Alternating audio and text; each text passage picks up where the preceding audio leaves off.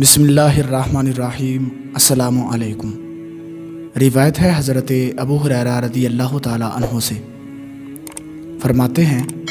فرمایا رسول پاک صلی اللہ تعالی علیہ وآلہ وسلم نے کہ بندہ رضائے الہی کا کوئی کلمہ بول دیتا ہے جس کی پرواہ بھی نہیں کرتا، اللہ تبارک و تعالی اس کی وجہ سے اس کے درجے بڑھا دیتا ہے، اور بندہ اللہ کی ناراضی کی کوئی بات کر دیتا ہے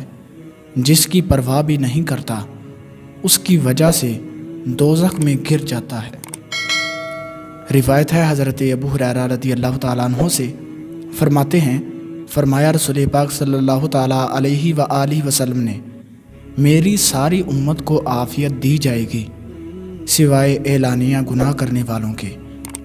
اور اعلانیہ سے یہ بھی ہے کہ کوئی شخص رات میں کوئی کام کرے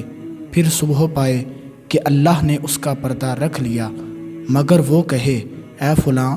میں نے آج رات ایسا ایسا کیا، حالانکہ رات میں اس کے رب نے اسے چھپا لیا، وہ صبح کو اللہ کا پردہ خود ہی کھولنے لگا۔ روایت ہے حضرت ابو درداء رضی اللہ تعالیٰ عنہ سے، وہ نبی کریم علیہ السلام سے روایت کرتے ہیں، فرمایا کہ بڑی بھاری چیز جو قیامت کے دن مومن کی ترازو میں رکھی جائے گی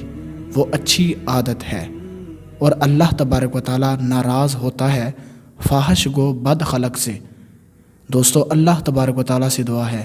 کہ اللہ رب العزت ہمیں ان احادیث پر عمل کرنے کی توفیق عطا فرمائے۔ ملتے ہیں کسی اگلی ویڈیو میں، تب تک کے لیے اللہ حافظ۔